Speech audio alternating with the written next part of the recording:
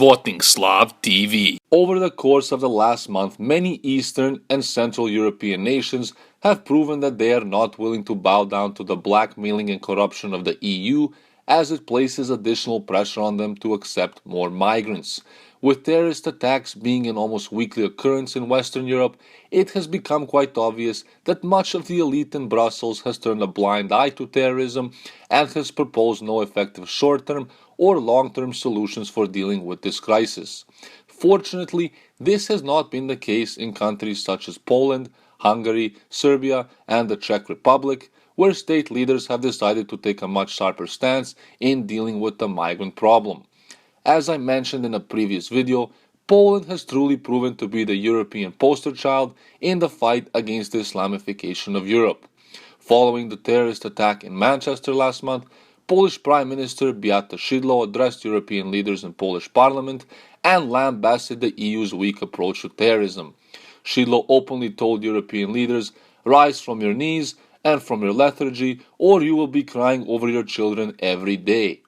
This passionate speech came as tensions grew between Poland and the EU after Poland was threatened with legal action for failing to comply with the migrant quotas. Following in Poland's footsteps, Serbia has also taken a good approach in dealing with the influx of migrants coming through Eastern Europe.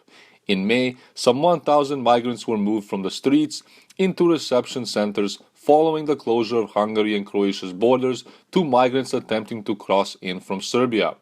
Serbian security forces have also returned about 20,000 migrants who tried to cross the border illegally and have arrested some 2,000 human traffickers since the migrant crisis began. On May 26th, Serbian authorities also demolished an illegally built mosque in the suburb of Zemun Polje, which was built without a permit back in 2014.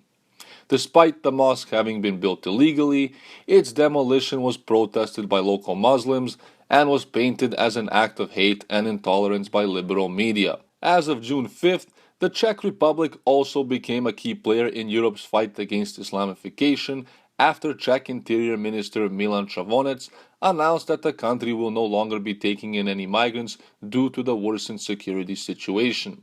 The Czech Republic was originally supposed to accept some 2,600 migrants until September, but so far has only taken in 12, all of them from Greece.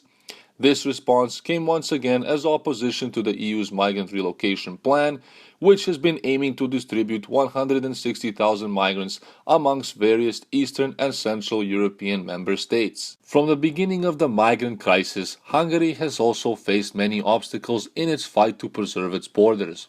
On Thursday, June 1st, globalist George Soros accused Hungarian Prime Minister Viktor Orban of running a corrupt mafia state during his speech at the Brussels Economic Forum. Soros went on to saying that Orban had established a totalitarian regime of corruption which only benefited Hungary's elite.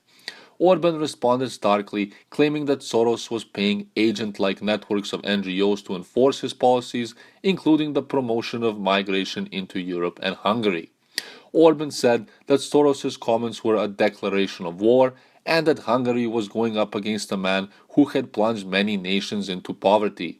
He also added that the NGOs supported by Soros lacked transparency and charged them with carrying out Soros's perpetrated plan of bringing 1 million migrants a year to Europe.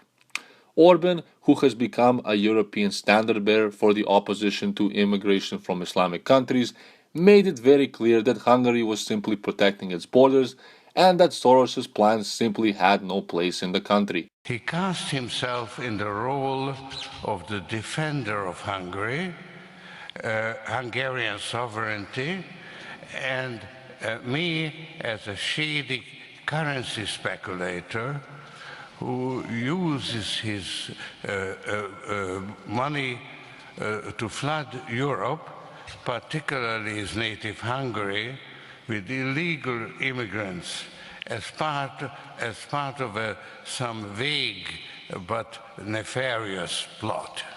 Despite constant threats from the EU, globalists like Soros, and regressive leftist politicians, Central and Eastern European nations have truly stood their ground against mass immigration and the Islamification of Europe. While these countries have made their voices heard, it remains to be seen if the rest of Europe will follow in their footsteps or continue to live in fear as their politicians sit back and watch their nations crumble in front of their eyes. Eastern and Central European nations will undoubtedly continue to face growing pressures to open up their borders, but will nonetheless continue to fight and set a heroic example for the rest of Europe.